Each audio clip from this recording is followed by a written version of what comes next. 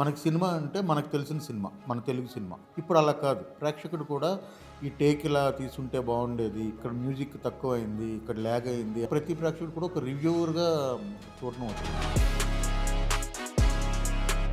ఒక జాన్రా అనేది వేకెంట్ ఉండింది తెలుగులో.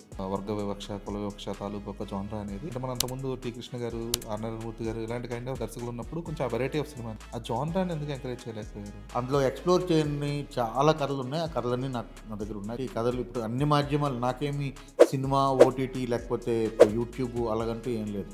యూట్యూబ్ యాక్చువల్‌గా సినిమా కంటే చాలా శక్తివంతమైందన్న విషయం నాకు తెలుసు. సో ఫ్యూచర్ అంతా కూడా యూట్యూబ్‌లోనే ఉంటదన్న విషయం కూడా నాకు ఐడియా. అయితే ఒక నిర్మాతకి ఇంత రెస్పెక్ట్ ఇచ్చే మీరు మట్కా లాంటి సినిమాలతో వేస్టేజ్ ఎందుకు జరిగిందంటారు? ఓపెన్ వేదిక మీద మీరు అడుగుతున్నారు కాబట్టి మట్కాకు సంబంధించిన వార్తలు చాలా వచ్చాయి. నాకేం భయం లేదు. నేను ఆన్ రికార్డ్లోనే మీకు చెప్తాను. వరుణ్ తేజ్ గారితో సినిమా చేయాలి. What to seriously want to enter in to cinema journalism. అంటే సినిమా జర్నలిజం నేను చూస్తున్నంత వరకు కూడాను చాలా కలుషితం అయిపోయింది. సినిమా సైడ్ ఉండే జర్నలిజం లేదు. అంటే వెరీ రేర్. ఇప్పుడు మీ హనీ విషయానికి వద్దాం.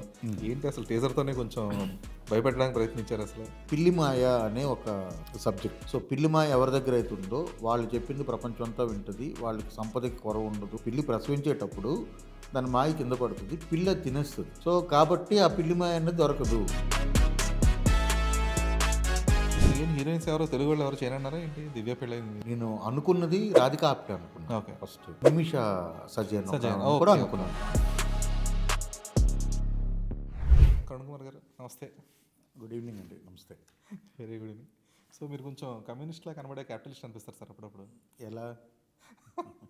ఎందుకంటే మీ ఆలోచన ధోరణి మొత్తం కమ్యూనిస్ట్ ఆలోచన ధోరణి, కాకపోతే వ్యవహరించే విధానం మాత్రం కొంచెం క్యాపిటలిస్టిక్గా, అంటే ఎవరిని నొప్పించక వెళ్తూ ఉంటారు అనిపిస్తుంది. అంటే కమ్యూనిస్టులు అంటే నొప్పించాలని ఏం లేదు కదా. కొంచెం హార్డ్ హిట్టింగ్ ఉంటారు కదా. హార్డ్ హిట్టింగ్ ఉంటారు కానీ అంటే కమ్యూనిస్ట్ ఇదంతా ఏం లేదు కానీ ఓకే, అది హ్యూమనిస్ట్ అనుకోండి అంతే. అంటే ఫస్ట్ నుంచి అంతే లేదా, లేదంటే మధ్యలో ట్రాన్సాక్షన్ జరిగిందా? లేదు లేదు, ఎప్పుడు చిన్నప్పుడు అంతే, పని చేసుకుంటూ పోవడం అంతే, అంతకుమించి తెలిసిందైతే ఏం లేదు. ఓకే. అయితే మీ పని అనేది మీ ఎప్పటికప్పుడు కనిపిస్తూనే ఉంది, ప్రాజెక్ట్స్ ఇవన్నీ కూడా. మీరు ఎందుకు ఎక్కువ కనబడరు మీ సినిమాలు లేకపోతే అసలు? అంటే నేను ఎక్కడికి బయటికి ఎక్కడికి కనబడినండి. బయటకు కనబడడం అంటే నాకు అసలు అంటే ఫస్ట్ నుండి ఇంట్రోవర్ట్ నేను చెప్పలేను కానీ ఎక్కువ జనాలతో కలవలేను ఫస్ట్ థింగ్. రెండోది ఏంటంటే రైటింగ్ అనేది ఒకటి ఉందనుకోండి. రైటింగ్ అంటే నేననే కాదు, రైటింగ్లో ఉండేవాళ్ళు ఎవరైనా సరే, అంటే బిఫోర్ దిస్ నేను ఒకటి లిటరేచర్లో ఉన్నాను కాబట్టి కథలు రాయడం లేకపోతే ఇంకోటి ఉంటుంది, ఏదో ఒక ఐడియా వచ్చిందనుకోండి, ఆ ఐడియా కంటిన్యూస్గా మిమ్మల్ని వెంటాడుతూనే ఉంటుంది. దాన్ని డెవలప్ చేయడం లేకపోతే ఇంకోటి రాయడం అందులోనే సరిపోతుంది. నేను ఆఫీస్కి వెళ్తాను, ఆఫీస్ నుండి ఇంటికి వెళ్తాను, షూటింగ్ ఉంటే షూటింగ్కి వెళ్తాను, షూటింగ్ నుండి ఇంటికి వెళ్తాను అంతే. ఈ ప్రమోషన్స్ టైంలో ఇలా రావడం, ప్రెస్ని లేకపోతే మీలాంటి వాళ్ళని కలవడం, ఇంకా ప్రీ రిలీజ్ ఈవెంట్లని దానికి సంబంధించి తప్పదు, నేను వెళ్ళాల్సి ఉన్నప్పుడు వెళ్తాను తప్ప మిగతా అంటే ఇంకేం లేదు. సోషల్ లైఫ్ అంటూ పెద్దగా ఏం లేదు, జీరో. చాలా తక్కువ మంది ఫ్రెండ్స్ కూడా సినిమాల్లో చాలా తక్కువ మంది. సినిమాల్లో దాదాపు జీరో అని చెప్పాలి. అంత ప్రొఫెషనల్ ఫ్రెండ్స్ ఏమంతా ఒక సినిమా గురించి పనిచేసినప్పుడు ఫ్రెండ్స్ అయ్యేవాళ్ళు ఉంటారు. బట్ అది సినిమా అయిపోయిన తర్వాత వాళ్ళు ఇంకొక ప్రాజెక్ట్కి వెళ్ళిపోతారు, మనం ఒక ప్రాజెక్ట్కి వెళ్తాం. ఎప్పుడైనా హాయ్ హలోలు, ఇంకా ఈ ప్రమోషనల్ మెటీరియల్స్ లేకపోతే మన పోస్టర్ వచ్చినప్పుడు లేకపోతే ఒక టీజర్ ట్రైలర్ వచ్చినప్పుడు ఎవరైనా ఫోన్ చేసి బాగుందని చెప్పిన అంతవరకే ఫ్రెండ్షిప్ తప్ప రెగ్యులర్గా కలిసి కూర్చొని మాట్లాడుకునేది లేదు. నాకు తెలిసి తెలుగులో అంత ఎకోసిస్టమ్ కూడా లేదని నేనైతే అనుకుంటున్నాను. అంటే లైక్ ఇప్పుడు తమిళ్లోను మలయాళంలోనూ మీకు డైరెక్టర్స్ అంతా కలిసి రెగ్యులర్గా అంటే క్లబ్స్ లాగా ఉంటారు వాళ్ళు. సో ఇప్పుడు నేను డైరెక్ట్ చేస్తున్నాను, ఇంకో డైరెక్టర్ వచ్చి నా సినిమాకి మాటలు రాస్తాను, ఇంకో డైరెక్టర్ వచ్చి నా సినిమాకి ఇంకో పని చేసి పెడతాడు, తర్వాత వాళ్ళ సినిమాలకి నేను వెళ్ళి చేస్తాను. అలాంటి సిస్టమ్ ఇక్కడ లేదు. ఇక్కడ నార్మల్గా అంటే నాకు ఇక్కడ ఎక్కువ మంది డైరెక్టర్లు కూడా తెలియదు. ఎవరైనా ఎక్కడైనా కలెక్టివ్గా ఏదైనా సినిమాకి మనల్ని పిలిచినప్పుడు వెళ్ళినప్పుడు అక్కడ వేరే వాళ్ళు కలిస్తే హాయ్ హలో చెప్పడమే. ఓకే. మేబీ అది నా బలహీనత కూడా అయ్యి ఉండొచ్చు, అంటే నాకు అంత కలుపుగోలుతనం లేకపోయి ఉండొచ్చేమో.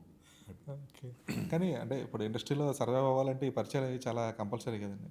అంటే అవసరమైన పరిచయం ఉంటుంది. ఇప్పుడు నిజం చెప్పాలంటే ఇప్పుడు నేను మిమ్మల్ని కాంటాక్ట్ నాకు మీరు కావాలనుకోండి, రోజు కలవాలనుకున్నాను అనుకోండి, కలవగలుగుతాం. అంటే మనకున్న ఆ పరిచయాలు, మేనేజర్లు లేకపోతే దాని ద్వారా కలుస్తాం. అంటే ఒక యాక్టర్ని కలవాలనుకుంటే వెళ్ళి కలిసి కథ చెప్పాలనుకున్నప్పుడు కలవాలి అంతే. అది కాకుండా ఊరికనే కూర్చొని మాట్లాడేదైతే నిజంగా చెప్తున్నాను కదా, నా బలహీనత అయి ఉండొచ్చు. మేబీ నేను పెంచుకోవాలేమో. ఆ పిఆర్ స్కిల్స్ అయితే లేవు నాకు. ఈ లెక్కన మీరు ప్రొడ్యూసర్లు పట్టుకోవడం కొంచెం కష్టమేమో అయితే మీకు. కష్టం. ఎందుకంటే ఆ సర్కిల్ బట్టే ఈ మధ్య కొంచెం ఈ ప్రొడ్యూసర్స్ ఆబ్వియస్లీ ఇక్కడ చాలా మాటలు చెప్పాల్సి ఉంటుంది. మాటలు చెప్పడం రావాలి. అంటే మనం సినిమాల్లో చెప్పగలుగుతాం కానీ బయట చెప్పడం రాకపోవచ్చు నాకు. ఒక రచయిత నుంచి ఈ మాట ఎక్స్పెక్ట్ చేయలేదు అసలు. అంటే అంటే రచయిత అంటే రచయితలు మ్యాక్సిమం అంటే మీరు పాత్ర రచయితలు ఉండి ఇప్పుడు దాకా అంటే సీరియస్గా రచనలో ఉండేవాళ్ళు ఎవరు కూడాను ఎక్స్ట్రావర్ట్లుగా ఉండలేరు. అంటే రచయిత ఎప్పుడు తన ప్రపంచంలో తను ఉంటాడు. అందుకని పెద్ద వాళ్ళకి ఎక్కువ మంది స్నేహితులు అలాంటి వాళ్ళు ఎవరు ఉండరు నాకు తెలిసి. నాకు స్నేహితులు ఉన్నారు, నాకు చాలా చాలా మంచి స్నేహితులు ఉన్నారు. వాళ్ళంతా సినిమాల్లో లేరని చెప్తున్నారు. ఇప్పుడు నాతో పాటు కలిసి చదువుకున్న ఫ్రెండ్స్ దగ్గర నుండి బయట ఇప్పుడు ఈ ఇన్నేళ్ల జీవితంలో నాకు తగిన ఫ్రెండ్స్ అంతా ఉంటారు కదా, వాళ్ళంతా ఉంటారు. వాళ్ళంతా మంచి చెడుకి అంతా కలుస్తాం, రెగ్యులర్గా మాట్లాడుకునేది ఉంటుంది, అదంతా ఉంటుంది. కానీ సినిమాల్లో ఫ్రెండ్స్ అంటూ చాలా తక్కువ మంది, 1 or 2 వరకు. కానీ మీ రచనా శైలికి ఈ సినిమా తాలూకా ఏదైతే ఒక కమర్షియాలిటీకి ఎక్కడైనా కొంచెం బాగా వ్యత్యాసం ఏర్పడుతుందని అని భావించారు ఎప్పుడైనా? ఆబ్వియస్లీ. అంటే సినిమా అనేది కంప్లీట్లీ డిఫరెంట్ మీడియము, రైటింగ్ అనేది కంప్లీట్గా డిఫరెంట్ మీడియం. అంటే లిటరేచర్ రాసేటప్పుడు ఏంటంటే అందులో ఫిక్షన్ ఉండదు. సో జీవితాన్ని మనం ఎంత రాయగలుగుతున్నాము, జీవితం లోతుని ఎంత అధ్యయనం చేసి రాయగలుగుతున్నాం. మిగతా పాత్రలు అంటే ఒక పుస్తకం చదివినప్పుడు లేదా ఒక కథ చదివినప్పుడు మీకు ఆ కథలో అంటే సింపుల్, మీకు ఒక 100 జీవితాలు తెలియాలనుకోండి, ఒక పుస్తకం చదివి ఆ పుస్తకంలో ఒక 10 కథలు ఉన్నాయంటే మీకు ఒక 10 జీవితాలు తెలుస్తాయి. ఎందుకంటే అది వేరే రచయితలు రాసుకుంటారు. ఇప్పుడు నా జీవితానుభవాల నుంచి నేను రాసిన కథలు ఉంటాయి, అవి మీకు ఎప్పటికీ తెలియవు. అది చదివినప్పుడు మీకు ఆ క్యారెక్టర్లు అలాంటివన్నీ మీకు పరిచయం అవుతాయి. సో అది లిటరేచర్ రాసేటప్పుడు అదంతా ఉంటుంది. ఎక్కడికి వచ్చినప్పుడు కంటే కలెక్టివ్గా రాయాల్సి ఉంటుంది. ఎందుకంటే ప్రొడ్యూసర్కి నచ్చాలి, హీరోకి నచ్చాలి, జనానికి నచ్చాలి. ముందు వీళ్ళిద్దరికి నచ్చాలి. వీళ్ళిద్దరికి నచ్చిన తర్వాత అది జనానికి కూడా నచ్చిందా లేదన్నది మీ ముగ్గురు అంటే ప్రొడ్యూసరు, డైరెక్టరు, హీరో, మిగతా పాత్రలు అన్నీ కలిపి కలెక్టివ్గా తీసుకున్న నిర్ణయం మీద ఇది వర్కౌట్ అవుతుంది అని ఒక ఐడియాని నమ్మి రాయాల్సి వస్తుంది. దానికి లిటరేచర్ సైడ్ ఉండే రచయిత ఎప్పుడు కూడాను హెల్ప్ అవుతాడే తప్ప అతను అందులో పూర్తిగా ఉండలేడు. అదొక పూర్తి స్థాయిలో దాన్ని ఒక కమర్షియాలిటీ లేదంటే మీరు ఇప్పుడు ఆఫ్ బీట్ సినిమాలు తీయాలి. సో ఆఫ్ బీట్ సినిమా తీసినప్పుడు అంటే ఒకప్పుడు వచ్చేవి, ఇప్పుడు మా భూమి అని ఇలాంటి సినిమాలు ఉన్నాయి, మనకున్నాయి. అలాంటి సినిమాలు చాలా తక్కువ ఇప్పుడు తీసే పరిస్థితి లేదు, ఆ వాతావరణం కూడా లేదు. కాబట్టి సో ఫెస్టివల్స్కి తీయాల్సి వచ్చినప్పుడు, ఫెస్టివల్ బేస్డ్ సినిమాలే చేయాల్సి వచ్చినప్పుడు ఖచ్చితంగా చాలా అద్భుతమైన కథలు ఉన్నాయి మన దగ్గర, ఆ కథలన్నీ చేయొచ్చు. అంటే ఇప్పుడు ప్రేక్షకుల సినిమా చూసే పద్ధతి కూడా మారుతుంది కదండి. ఇప్పుడు ఇంతకుముందు మీరు అన్నట్లు ఎర్రమందారం అనే సినిమా ఇప్పుడు వస్తే ఎలా ఉంటుందో తెలియదు సిచ్యువేషన్, కానీ దాన్ని కొంచెం చెప్పాల్సినట్లుగా కొంచెం సెన్సిబిలిటీగా చెప్పగలిగి, ఇప్పుడు ఫర్ ఎగ్జాంపుల్ రీసెంట్గా దండోరా అనే సినిమా రిలీజ్ అయింది. అది కూడా ఈ కుల వివక్ష దాన్ని బేస్ చేసుకొని వచ్చిన సినిమానే, కాకపోతే దానికి కొంచెం చిన్నపాటి కమర్షియాలిటీ హగ్గులు అందించి, సో అది ఎక్కడ కూడా జనాలకు బోరు కొట్టకూడదు, అట్ ద సేమ్ టైం ఏదో కొంచెం క్లాస్ పీకినట్టుగా ఉండకూడదు అనే కైండ్ ఆఫ్ ఒక ప్రాపర్ మీటర్లో కాన్షియస్నెస్తో తెరకెక్కించిన సినిమా అది. సో ఆడియన్స్ని ఇలా ఎడ్యుకేట్ చేయడం సినిమాల త్రూ అనేది చాలా ఇంపార్టెంట్ కదా, అది ఎందుకు మిస్ అవుతున్నాం మనం? అది సినిమా చూసే విధానం మారుతుంది అన్న దాంట్లో నేను 50% ఏకీపిస్తాను, 50% లేదు. సినిమా చూసే విధానం ఖచ్చితంగా మారుతుంది. ఎలా మారుతుంది అని అంటే మేకింగ్ వైజ్. ఎందుకంటే మన డ్రాయింగ్ రూమ్లోకి టీవీ వచ్చేసింది. సో డ్రాయింగ్ రూమ్లోకి ప్రపంచం కూడా వచ్చేసింది. అంటే ఓటీటీస్ కానీ లేకపోతే డిజిటల్ ఇదంతా రావడం కానీ. మన ఇంతకుముందు ఏంటంటే మనకి సినిమా అంటే మనకు తెలిసిన సినిమా, మన తెలుగు సినిమా మహా అయితే కొంచెం చూడగలిగిన వాళ్ళు, అంటే వాళ్ళకి ఆ ఫెసిలిటీ ఉన్నవాళ్ళు హిందీ సినిమా చూసేవారు.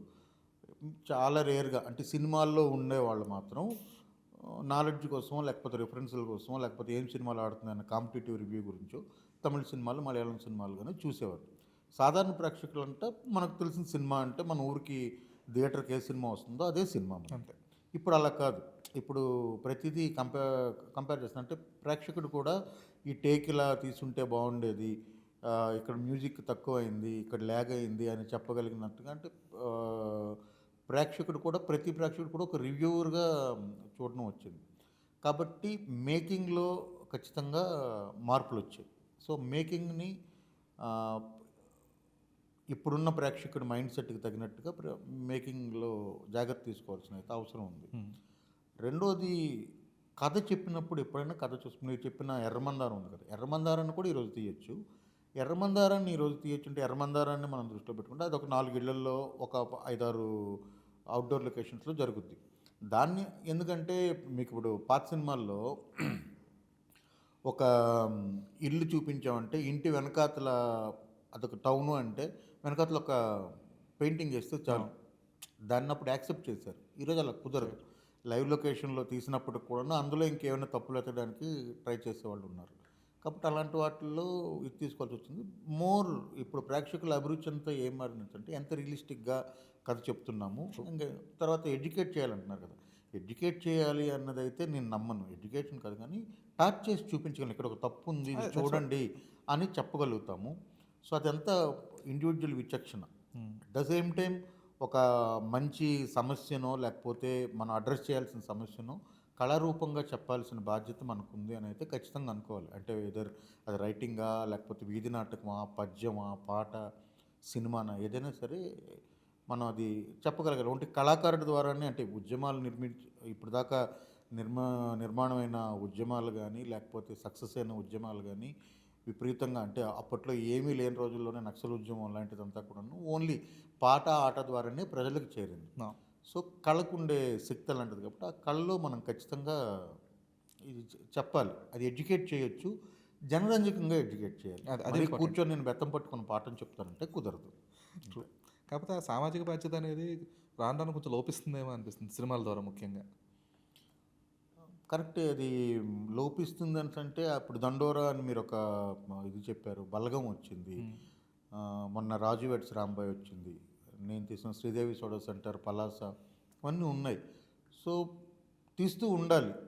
అలవాటు చేస్తూ ఉంటేనే సంఖ్య తగ్గిపోతుంది కదా! ఏదండి సంఖ్య తగ్గిపోతుంది. అంటే ఇప్పుడు నేను కథ చెప్పడానికి నాకు ఉత్సాహం ఉండొచ్చు. కానీ నేను పెట్టుబడిదారుని కాను. ఇప్పుడు క్యాపిటలిస్ట్‌గా నేనున్నప్పుడు నా దగ్గర అంత ఆర్థిక వనరులు ఉన్నప్పుడు నేను తీస్తానేమో. నేను రిస్క్ తీసుకునేంత ఆర్థిక వనరులు నా దగ్గర లేవు. సో, ఇది చెప్పాలి అన్న అభిరుచి ఉన్న నిర్మాత దొరికినప్పుడు ఖచ్చితంగా చెప్పొచ్చు. ఇప్పుడు 'పలాస'కి నేనెళ్ళి కథ చెప్పింటే ఒక థ్రిల్లర్ చెప్పాను ఫస్టు. ఇదొద్దు ఔట్ ఆఫ్ ద బాక్స్ ఏదైనా కథ చెప్పండి అని అడిగేటప్పుడు నాకు తమ్మారెడ్డి భరద్వాజ్ గారు, స్వీట్ మ్యాజిక్ ప్రసాద్ గారు అడిగారు. అడిగినప్పుడు 'పలాస' చెప్పినప్పుడు వాళ్ళు యాక్సెప్ట్ చేశారు. కాబట్టి నేను తీయగలిగాను. లేకపోతే నేను తీసే పరిస్థితి లేదు. ఇప్పుడు అలాగే 70 ఎంఎం విజయ్ గారు 'Sridevi soda centre' honour killing మీద కథ అని చెప్పినప్పుడు ఆయన ఇమ్మీడియట్‌గా అంటే ఫస్ట్ సిట్టింగ్‌లోనే ఓకే చెప్పారు. ఈ కథ మనం చేస్తున్నాం సార్ అని చెప్పారు. సో, అలా వచ్చినప్పుడు ఖచ్చితంగా చెప్పడానికి ఇప్పుడు నా దగ్గర అలా కావాలంటే ఒక 10, 15 కథలున్నాయి చేయడానికి. సో, తీసేవాళ్ళు కావాలి. ఇప్పుడు ఎందుకండి ఇదంతాను మనం కామెడీ ఏదైనా చేద్దాము, రామ్ కామ్ చేద్దాము, ఇంకోటి చేద్దాము. ఇప్పుడు ట్రెండ్ ఏదో నడుస్తుంది. ట్రెండ్ అంటూ ఏమి ఉండదండి. అంటే ట్రెండ్ అంతా కూడా ఎప్పటికప్పుడే సెట్ అవుతుంది అంతే. ఇప్పుడు 'రాజు వెడ్స్ రాంబాయ్' సినిమా తీసేటప్పుడు అది మొదలుపెట్టినప్పుడు ఉన్న పరిస్థితి వేరు. అది హిట్ అయిన తర్వాత మాట్లాడే ఇది వేరు. ఆ మొదలుపెట్టడానికి కావాల్సిన ధైర్యం ఏదైతే ఉందో ఆ ధైర్యం ఉన్న నిర్మాత వచ్చినప్పుడు తీస్తాం. ఖచ్చితంగా తీయాలి. బట్ తీస్తూ ఉంటే ఒక సైడు అంటే ఎప్పుడు అంటే మానవ మనుగడ మొత్తం కూడా అలాగే జరిగింది. అంటే ఏ ఇన్వెన్షన్ అయినా అంటే ఎడిసన్నో లేకపోతే న్యూటన్నో వ్యతిరేకించిన వాళ్ళు, సాక్రటీస్‌ని వ్యతిరేకించిన వాళ్ళు ఉన్నప్పటికీ వాళ్ళ పనాలు చేస్తూ ఉంటేనే ఈరోజు మనం ఇక్కడ ఈ బల్బుల మధ్యన కూర్చొని మాట్లాడుకోగలుగుతున్నాం. ఎగ్జాక్ట్‌లీ. సో, ఖచ్చితంగా చేయాల్సిందే. కొద్దిగా కష్టం ఉంటుంది. బట్ తప్పదు. కాకపోతే అంటే మీలాంటి వాగ్గేయకారులు కొంచెం కళ మీద అంటే అది కేవలం కమర్షియాలిటీకి మాత్రమే కాదు. ఒక వర్గాన్నో లేదంటే ఒక సంఘాన్నో లేదంటే ఒక సమాజాన్నో జాగరూకపరచడానికి కూడా అవసరం అనే ఒక మీకంటూ ఒక భావోద్వేగం ఉన్నప్పుడు దాన్ని ఎందుకని బలంగా ప్రస్ఫుటించలేకపోతున్నారు? చెప్పాను కదా! మీకిప్పుడు అగైన్ నేను రెడీగా ఉన్నాను.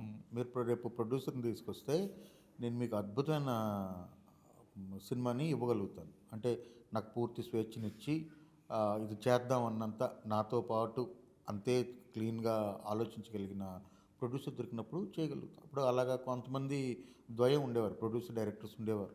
ఇప్పుడు మా పాత తరం నుండి నాగిరెడ్డి చక్రపాణి గారి దగ్గర నుండి, కెఎస్ రామారావు గారు, కోదండరామిరెడ్డి గారి దగ్గర నుండి అలా చాలామంది ఉన్నారు. అంటే టక్కన పేర్లు రావట్లేదు కానీ అలా ఏడు నాగేశ్వరరావు గారు, కె విశ్వనాథ్ గారు. సో, అలా చాలామంది ఉన్నారు. అలా ఒక ప్రొడ్యూసర్ దొరికినప్పుడు చేయొచ్చు. ఇప్పుడేంటంటే ప్రొడ్యూసర్‌ని కూడా అనడానికి ఏం లేదు. ఎందుకంటే అప్పుడున్నంత ఇది ఇప్పుడు లేదు. ప్రతి సినిమా కూడా రిస్క్ ఫ్యాక్టర్ ఎక్కువ ఉంది కాబట్టి వాళ్ళు డబ్బులు పెట్టినప్పుడు ఎండ్ ఆఫ్ ద డే అందరం సర్వైవ్ అవ్వాలి. ముందు మనం బ్రతికితే కదా ఇంకేమైనా సమాజాన్ని ఉద్ధరించడానికి. సో ఆ దీంట్లో కలిపి అది డైల్యూట్ అయిపోతూనే ఉంటుంది. ఓకే. బట్ దాంట్లోంచి కూడా ప్రయత్నించాలి.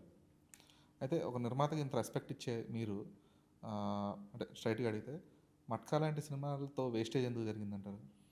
మట్కా వేస్ట్ అనేది నాకు అర్థం కాదు. వేస్టేజ్. అదే వేస్టేజ్ అంటే అనేది ఇప్పుడు మీరు చెప్పండి. తర్వాత ప్రొడ్యూసర్స్ కొంతమంది మాట్లాడుతున్నారు. లేదంటే వాళ్ళ సైడ్ నుంచి వినబడింది ఏంటంటే, ఇప్పుడు కొంతమంది కాస్టింగ్ ఉంది. లేదంటే మీరు వైజాగ్‌లో మార్కెట్ క్రియేట్ చేసిన ఏరియానే ఉంది. అన్ని కొన్ని అంటే చాలా తక్కువ సీన్స్ తీసినప్పటికి కూడా మొత్తం మార్కెట్ అంతా రీక్రియేట్ చేయాల్సొచ్చింది. ఆ కాస్ట్ కటింగ్ కొంచెం బెటర్ ఉండేది కదా! అనే కైండ్ ఆఫ్. అలా ఏం లేదండి. అంటే అది ఎందుకు వచ్చిందో నాకు తెలీదు. నిర్మాతల సైడ్ నుండి కానీ, అంటే మా నిర్మాతల సైడ్ బయట వాళ్ళు ఎవరేం మాట్లాడారో నాకు తెలియదు. విజేందర్ రెడ్డి గారు కానీ, రజనీ మేడం కానీ, అంటే రజనీ తాలూరు గారు, రామ్ తాలూరు గారు, వాళ్ళు ముగ్గురు ఫస్ట్ మొదలుపెట్టింది సివి మోహన్ గారు, తర్వాత ఆయన లేరు. ఏదైతే మొదలు పెట్టామో, ఏ బడ్జెట్ అయితే అనుకున్నామో, అంటే డే 1 ప్రాజెక్ట్ అనుకున్నటప్పుడు ఏదైతే ఉంటుందో దానికంటే ₹10 తక్కువకే అయింది తప్ప ఎక్కువ అయితే అవ్వలేదు, ఎక్సీడ్ అవ్వలేదు. అది పాయింట్ నెంబర్ 1. రెండోది నాకు ఇప్పటికీ ఉన్న నా దగ్గర ఉన్న నాకు నచ్చే గుణం ఏంటంటే, మీకు ఒక 2 గంటల సినిమా అనుకోండి, ఇప్పుడు హనీ కూడా అనుకుంటే 2 గంటల సినిమా అంటే మీరు నా ప్రొడ్యూసర్కి ఫోన్ చేయొచ్చు. 16 నిమిషాలు వేస్టేజ్ ఉంది ఫుటేజ్. 16 నిమిషాలు ఫుటేజ్ వేస్టేజ్ ఉంది. మార్తాండ్ కె వెంకటేష్ గారు ఎడిటర్. ఇదే విషయాన్ని మీరు మట్కా ఎడిటర్ ఆయన శ్రీనివాస్ గారిని అడిగినా మీకు చెప్తారు. సో మట్కాకి ఎంత ఇది వచ్చింది, శ్రీదేవి సోడా సెంటర్కి ఎంత వేస్టేజ్ తీసామన్నది చెప్తారు. ఎందుకంటే వేరే ప్రొడ్యూసర్స్ ఎవరు మీ లేదు లేదు, నేను అదే చెప్తున్నా. మట్కా వరకు అయినా సరే, దేనికైనా సరే, అదే మీరు అడిగిన దానికే క్లారిటీ ఇస్తుంది. ఎక్సెస్ ఫుటేజ్ ఎప్పుడూ తెలియదు. ఎక్సెస్ ఫుటేజ్ తీసినప్పుడే వేస్టేజ్ అవుతుంది. అంటే కాల్ షీట్స్ కానీ, లేకపోతే రోడ్ల నిర్మాణ వ్యయం కానీ ఇది అవుతుంది. తర్వాత ఎన్ని రోజుల్లో అనుకున్నామో దానికంటే 3 రోజులు తక్కువకు తీశాను.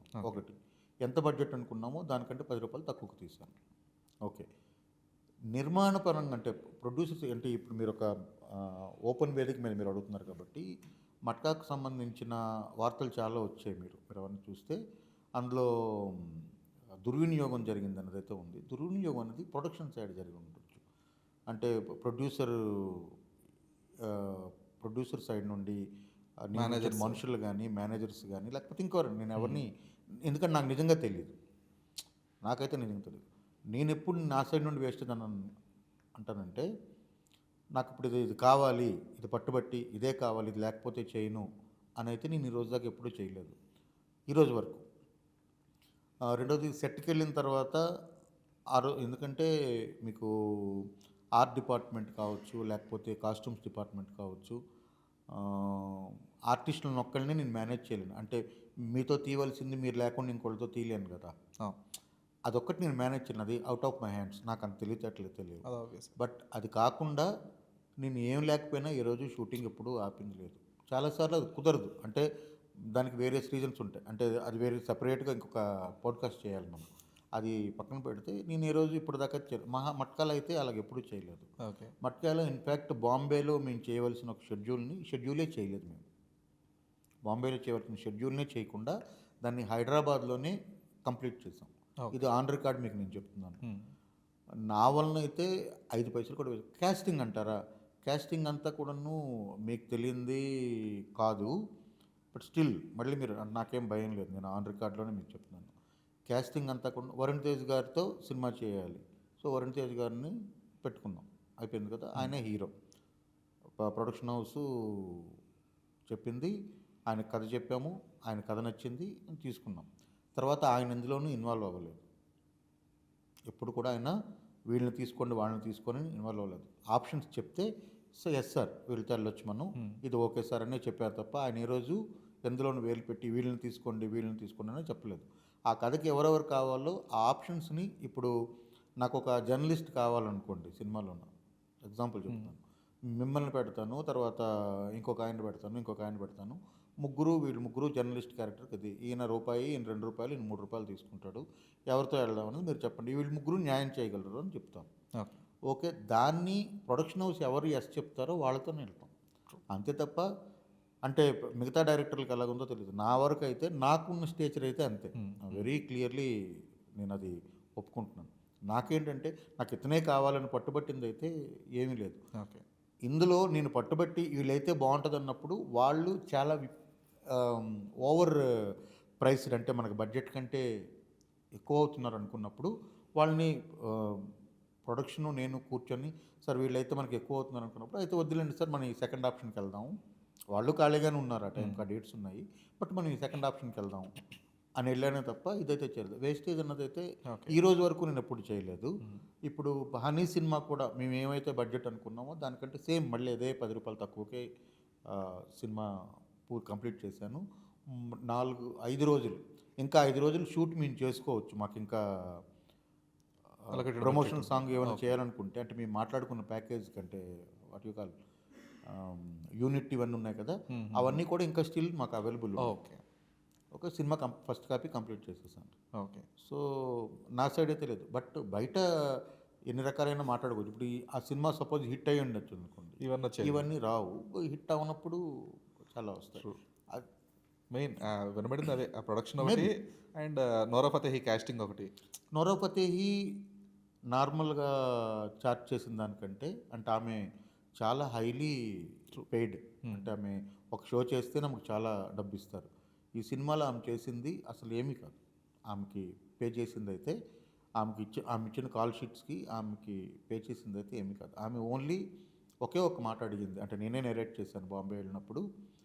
ఆమె అడిగిన ఒకే ఒక ప్రశ్న, సార్ నాకు క్యారెక్టర్ అయితే నేను డ్యాన్సులు చేసి నేను విసిగిపోయాను, అది నడుస్తుంది ఓకే, బట్ నాకు ఒక మంచి క్యారెక్టర్ చేయాలనుకుంటున్నాను. అంటే ఈ క్యారెక్టర్ ఇలా ఉంటుంది, ఇది నెగిటివ్ క్యారెక్టరే, బట్ స్టిల్ పెర్ఫార్మెన్స్ ఉంటుంది, ఇంతసేపు మీకు స్క్రీన్ టైం ఉంటుంది అన్నప్పుడు వాట్ ఎవర్ వాళ్ళు ఏం మాట్లాడారో దానికి ఆమె ఒప్పుకుంది తప్ప ఓకే.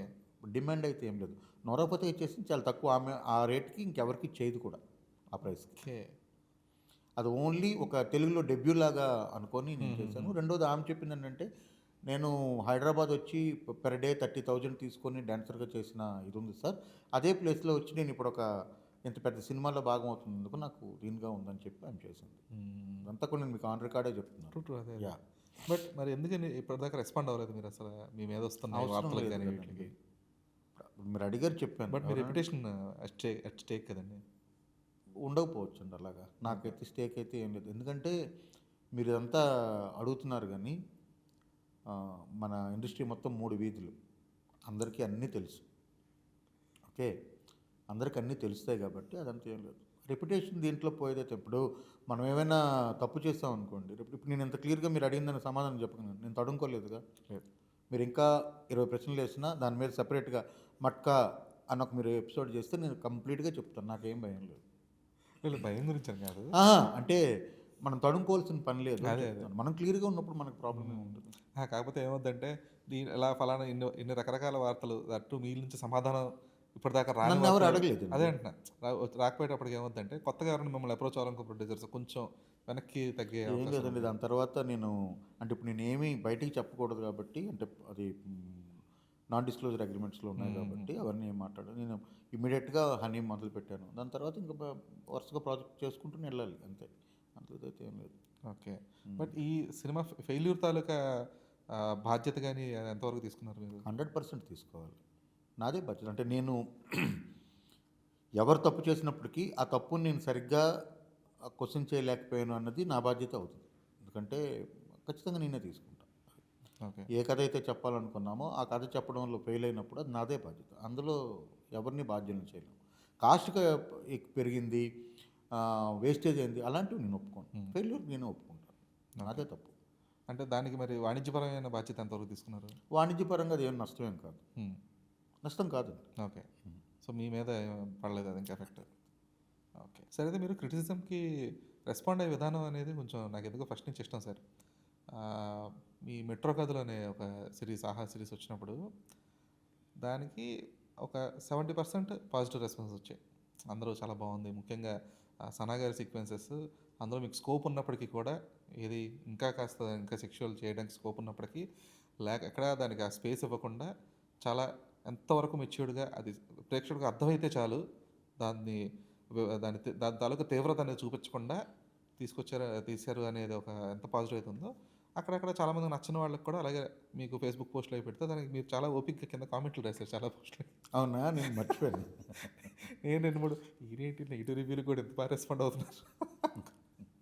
సో ఇది ఎప్పటి నుంచి అలవాటైంది మీకు అలాగే? అలాగని లేదు. ఇప్పుడు వాళ్ళేదో చెప్తారు. మనం చెప్పదగినప్పుడు చెప్పొచ్చు కదా! అన్నంతే. రెండోదేంటంటే మెట్రో కథల్ని మీరు కమర్షియల్ యాంగిల్‌లో చూడడానికి లేదు. అవన్నీ కంప్లీట్‌గా ఆఫ్‌బీట్. ఇప్పుడు అలాంటివి మీకు 'Royal Stag' last short films అని లిటరేచర్‌లోంచి కథలు తీసుకొని ఆ కథని ప్రెజెంట్ చేసినవి. యాహ్! అందులో మీరు కమర్షియల్ అంశాలు ఏమీ జోడించకూడదు. That is complete life. So, metro కథల్లో 4 కథలు, నలుగురు దగ్గర జరిగే కథలు. ఇప్పుడు 'తేగలైతే' ఒక అంటే ఇవి 4 కూడా మహమ్మద్ ఖదీర్ బాబు గారు రాసిన అవును. కథలు. సో, ఆ కథల్ని యాజ్ ఇట్ ఈస్‌గా తీసింది. దాని ఐడియానే అది. సో, అది ఇప్పుడు కరెక్ట్‌గా కరోనా కరోనా టైంలోనే. కరోనా టైంలో చేసింది. అప్పటికి బయట ప్రజలు తిరగడానికి భయపడుతున్న టైంలో నేను బయటికి కెమెరా యేసుకొనొచ్చి సెట్ చేసి చేసింది. కాబట్టి అది very proud project actually. Okay. Project ప్రౌడే. కాకపోతే మీరు నెగెటివ్ రివ్యూస్‌కి గాని, లేదా నెగెటివ్ కామెంట్స్‌కి కూడా చాలా ఓపికగా అవునండి. సరే అండి. ఇక నుంచి ఇక మీదట ఇది కనపడకుండా చేస్తాను. లేదంటే ఇది మీరు ఈ కోణంలో చూడాలి అని చెప్పేసి వాళ్ళకి మళ్ళీ ఈ ప్రతిదీ కోణంలో రెస్పాండ్ చూడనని అయ్యేటప్పటికి చెప్పను. బట్ ఎవరైనా ఏదన్నప్పుడు సరేనండి నెక్స్ట్ టైమ్ ట్రై చేస్తానండి. ఊరికనే వాళ్ళని ఇప్పుడు ఎందుకు మనం ప్రొవోక్ చేయవలసిన పని. సరేనండి నెక్స్ట్ టైమ్ అలా చేద్దామని చెప్తా ఉంటాను. అంటే అదేనా సార్? లేదంటే మిగిలిన సినిమాలకి ఇప్పుడు 'శ్రీదేవి సోడా సెంటర్‌కి' కూడా వచ్చుంటాయి. అలా ఏం లేదు. అందరికీ అలాగే చేయలేదు. శ్రీదేవి సోడా సెంటర్‌కి నాకు వచ్చిన అప్లాస్ నెక్స్ట్ లెవెల్ అప్లాస్ వచ్చింది. అది అంటే అది ఆ క్లైమాక్స్ విషయం. చాలా రోజులు నిలబడిపోయే సినిమా అది. చాలా సంవత్సరాలు నిలబడిపోయే సినిమా. ఇప్పుడు మీకు హిందీ అది యూట్యూబ్‌లో ఉంటుంది. మీరు ఇప్పుడు ఓపెన్ చేసినా సరే, ఈరోజు ఎవరో ఒకళ్ళు చూసి దానికి కామెంట్ పెట్టుంటారు. న్యూ కామెంట్ సెక్షన్‌లోకి వెళ్తే వస్తది. అందులో అక్కడ లేదు. తర్వాత అందులో నాకు జీరో రిగ్రెట్. సినిమా ఏమనుకున్నామో అలా తీసాం అంతే. ఓకే. కాకపోతే కమర్షియల్‌గా కూడా వర్కౌట్ అయ్యి ఉండుంటే గనక అయింది. అప్పుడు means bigger hit. Bigger hit అవ్వడానికి అప్పుడు ఛాన్స్ లేదు. ఎందుకంటే 50% ఆక్యుపెన్సీ. అవును. సో, మళ్ళీ అగైన్ జీ డేటు అవన్నీ ఫిక్స్ అయిపోవడం వల్ల 50% ఆక్యుపెన్సీ మీద అలాగైంది. బట్ అంతే. But one of the hard hitting climax అది మాత్రం. అంటే అంటే సరే అప్పటిదాకా మిమ్మల్ని నేను సూటిగా అడుగుతున్నాను పాడ్కాస్ట్ కాబట్టి. మీకు నచ్చిందా లేదా సినిమా? మరి అంతే అంతే. ట్రూ. అది క్లైమాక్స్ అసలు అన్ఎక్స్‌పెక్టెడ్ కదా!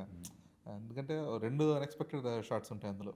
ఒకటి నరేష్ అలా ఆ కూతురికి లాగేస్తున్నా కూడా తాడుబట్టు లాగుతుంటే కూడా బయట చాలా నిబ్బరంగా కూర్చొనుంటాడు ఆయన. ఆయన కళ్ళలో బాధ ఉండదు. ఆయన కళ్ళలో చాలా సంతోషం, సాటిస్ఫాక్షన్ కూడా ఏమి ఉండదు. జస్ట్ అలాగా ఉండిపోతాడు. సేమ్ టైం నరేష్ చనిపోతున్నప్పుడు కూడా వాళ్ళ వైఫ్ క్యారెక్టర్ ఆవిడ అసలు ఎంత కోపం అంటే ఇది నీకు తగిన శాస్తి ఇప్పటికైనా నువ్వు అనుభవిస్తావు అన్న కైండ్ ఆఫ్ ఇది కూర్చుంటుంది ఆవిడ. సో 2 షాట్స్ చాలా అంటే one of the few shots that will be remembered for ever అంటారు కదా! ఆ కైండ్ ఆఫ్ 2 షాట్స్ అవి మాత్రం. సో అది అంటే ఆ విషయంలో మాత్రం డౌట్ లేదులేండి.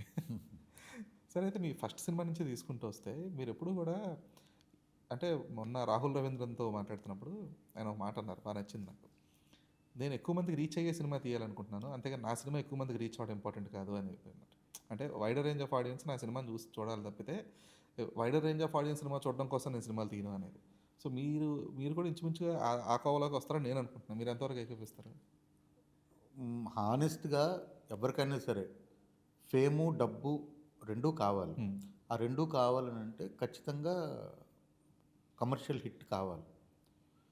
అయితే కమర్షియల్ హిట్ అనంటే నాకు నిజంగా ఫార్ములా తెలీదు. కమర్షియల్ హిట్ అంటే ఇది అని తెలీదు.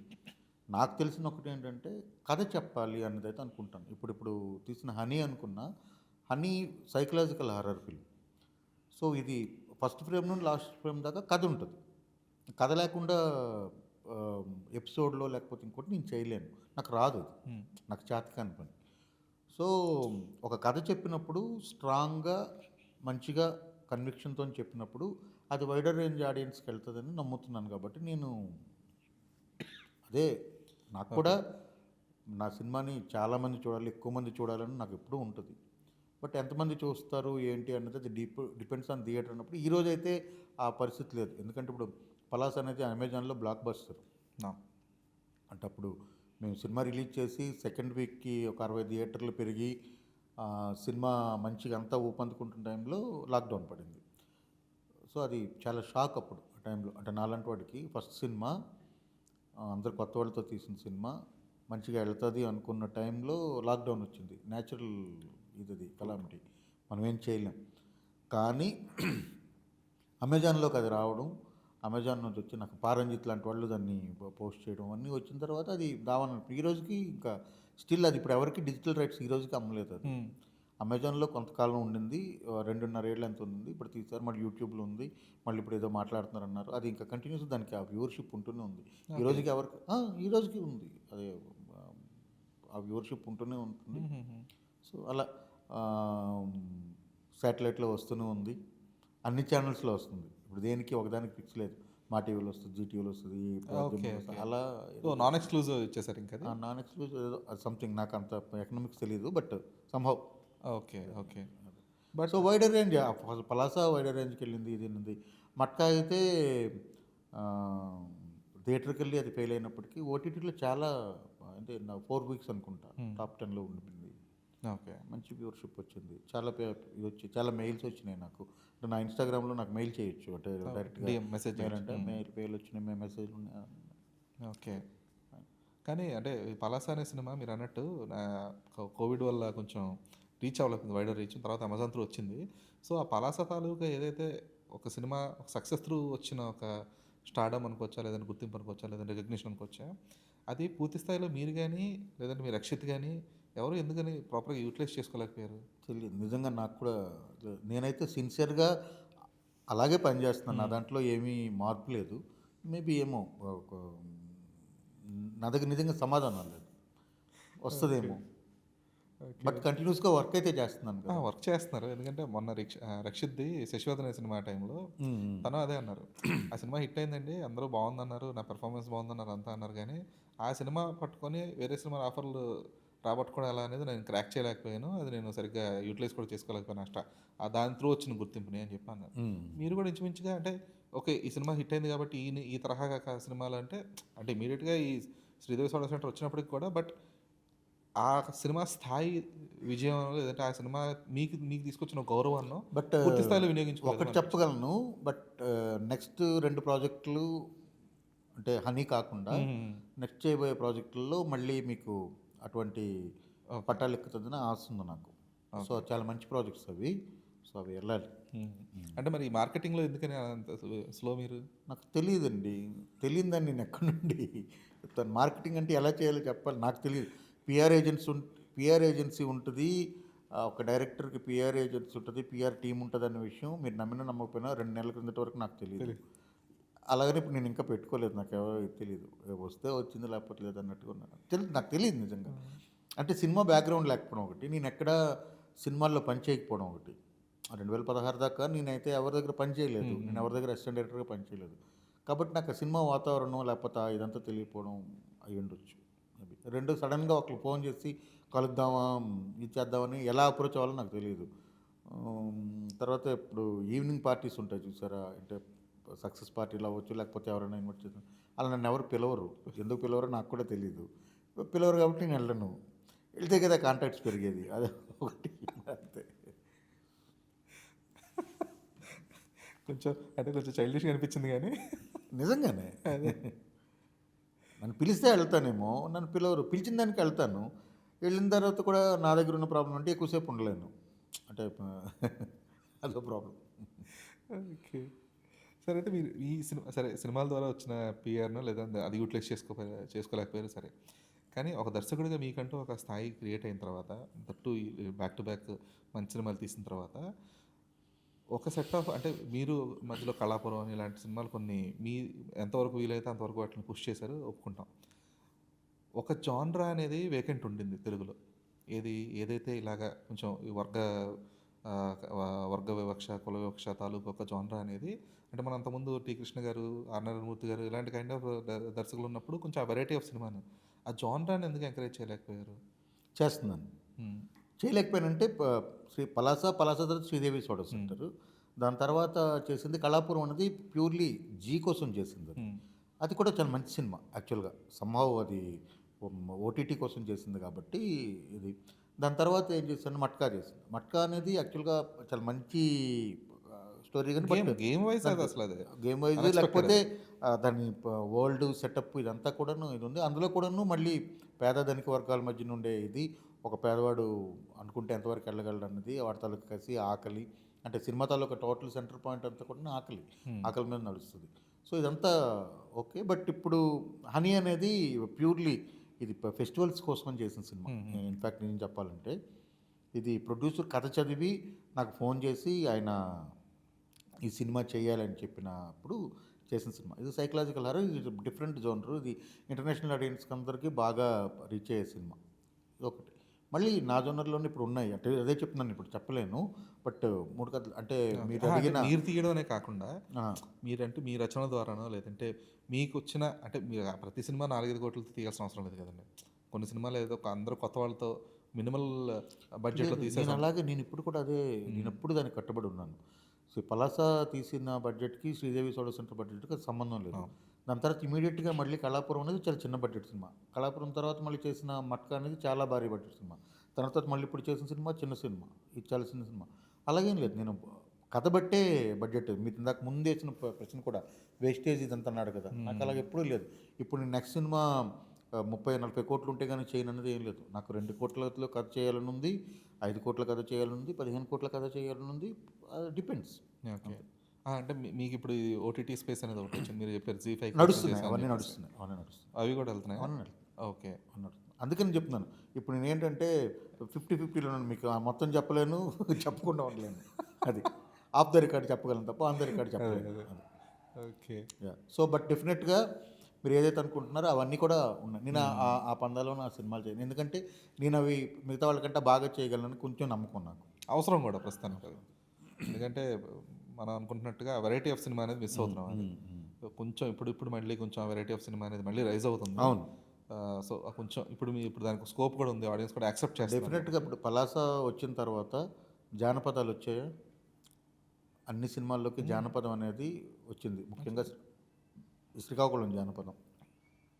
తర్వాత క్యాస్ట్ బేస్డ్ సినిమాలు చేయడానికి మళ్ళీ చాలామంది మొగ్గు చూపారు. తర్వాత మేకింగ్ వైజ్‌గా రగ్గడ్ మేకింగ్ వైజ్‌గా చాలామంది ప్రయత్నించారు, చేశారు. సో, మనం ఎంతో కొంత చిన్నది ఒక ఇగ్నిషన్ ఇచ్చినట్టే అని నాకు అనిపించింది. సో, ఇంకా అందులో ఎక్స్‌ప్లోర్ చేయని చాలా కథలున్నాయి. ఆ కథలన్నీ నా దగ్గర ఉన్నాయి కాబట్టి ఆ కథలతో చేద్దాం అన్నదైతే ఉంది. ఓటీటీస్ కానీ లేకపోతే నేను ఇంకంతా ఓపెన్‌గా ఉన్నానంటే ఈ కథలు ఇప్పుడు అన్ని మాధ్యమాలు నాకేమి సినిమా, ఓటీటీ లేకపోతే యూట్యూబ్ అలాగంటూ ఏం లేదు. యూట్యూబ్ యాక్చువల్‌గా సినిమా కంటే చాలా శక్తివంతమైందన్న విషయం నాకు తెలుసు. సో, ఫ్యూచర్ అంతా కూడా యూట్యూబ్‌లోనే ఉంటదన్న విషయం కూడా నాకు ఐడియా ఉంది. సో, యూట్యూబ్ సిరీస్‌గా కూడా ఇలాంటి కథలు చెప్పొచ్చు. బట్ దానికి ఏంటంటే ప్రొడక్షన్ హౌసెస్ రావాలి. నేను పనిచేయడానికి రెడీగా ఉన్నాను. ఓకే. నా రెమ్యూనరేషన్‌లో సగం రెమ్యూనరేషన్‌కి చేయడానికి రెడీగా ఉన్నాను. వెరీ రీజనబుల్ రెమ్యూనరేషన్‌తో నేను కథ, మాటలు, స్క్రీన్ ప్లే, దర్శకత్వం చేసి అలాంటి కథలు చెప్పనుకున్నాను. ప్రొడక్షన్ హౌస్‌లో వస్తే మీకు అడుగుతున్నాను.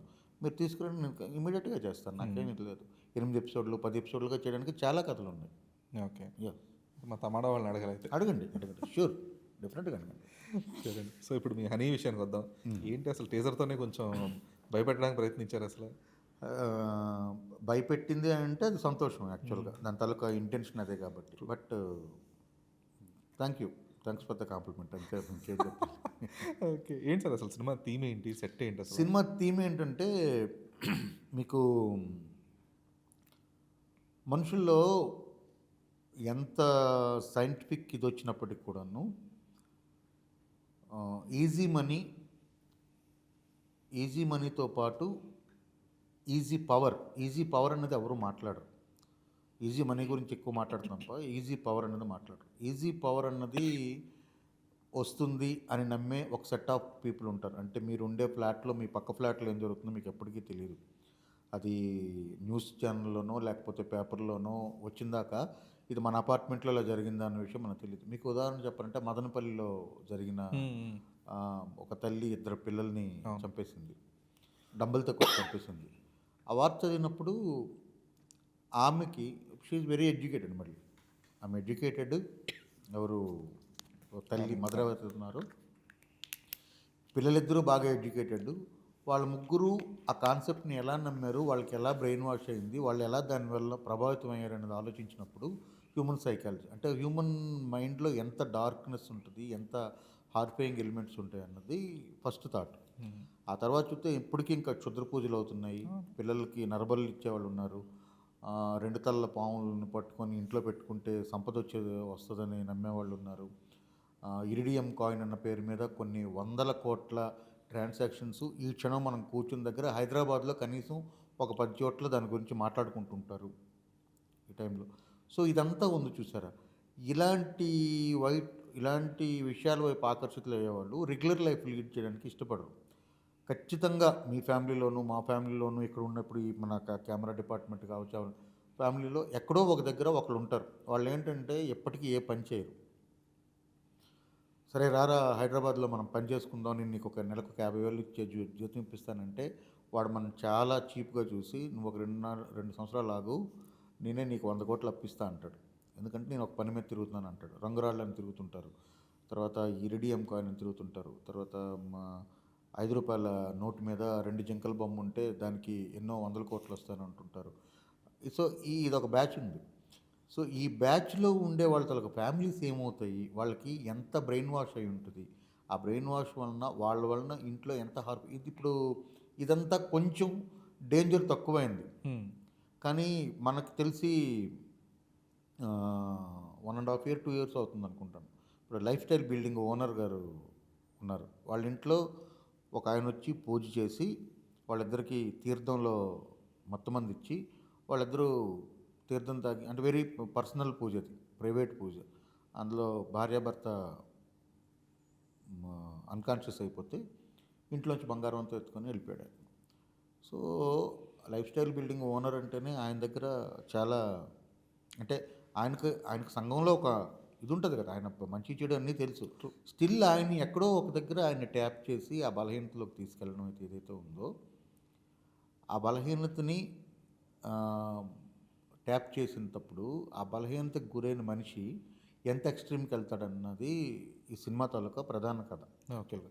సో నవీన్ చంద్ర క్యారెక్టరు అలాంటి ఒక పవర్నో ఒక దీన్నో నమ్మినప్పుడు అతని ఫ్యామిలీ ఏమవుతుంది.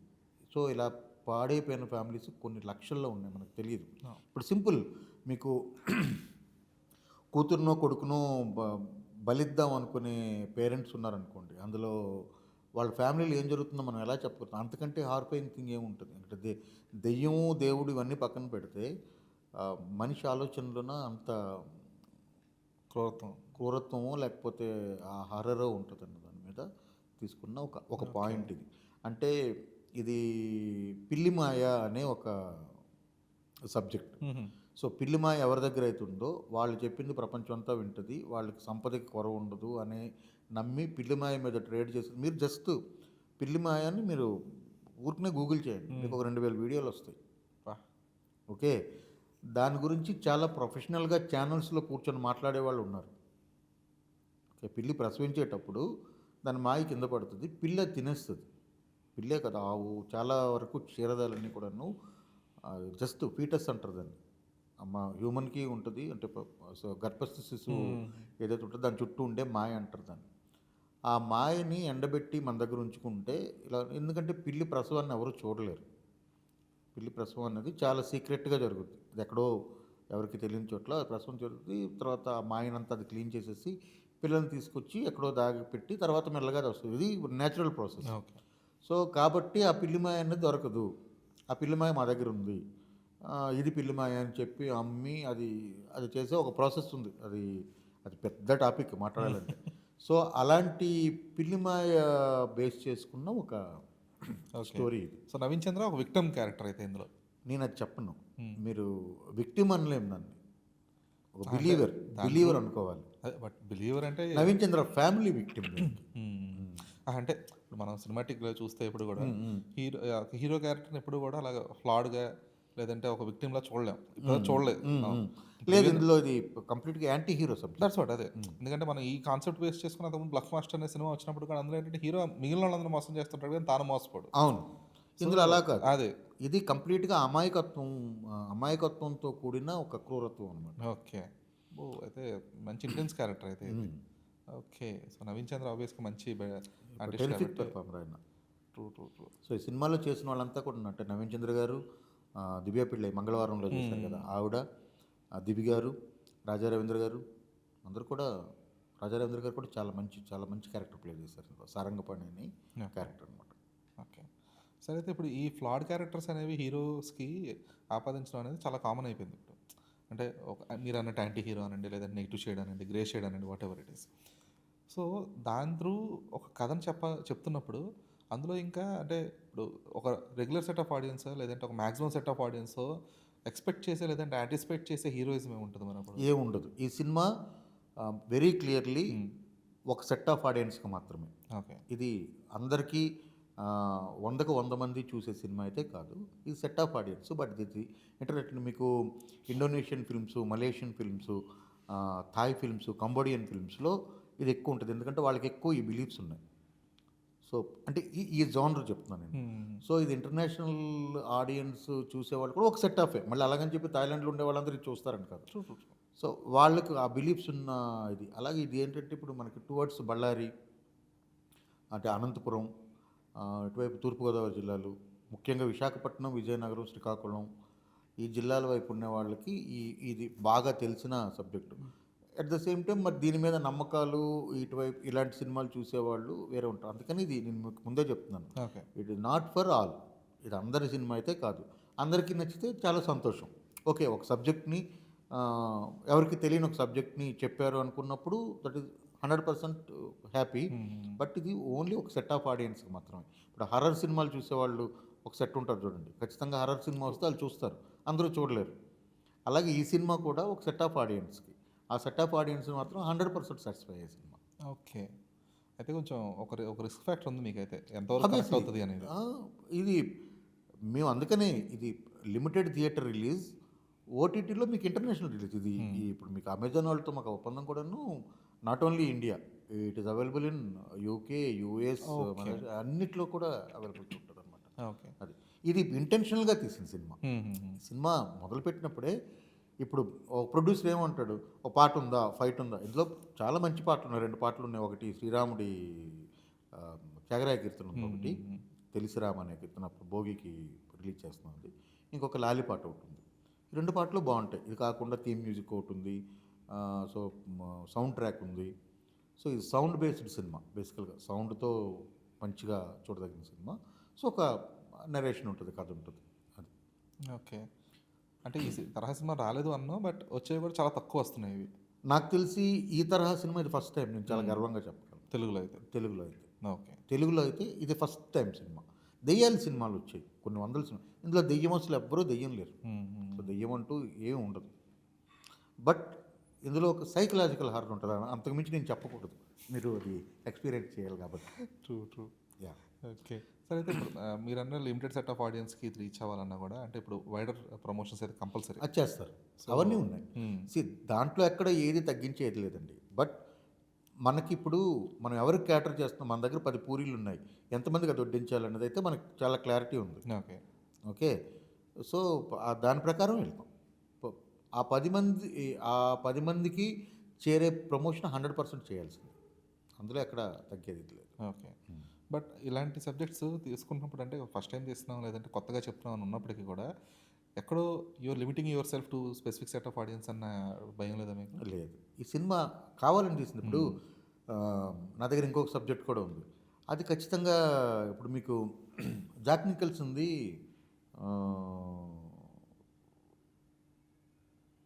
స్టాన్లీ క్యూబ్రిక్ ఫిల్మ్ అది. షైనింగ్ అని ఒక సినిమా ఉంటుంది.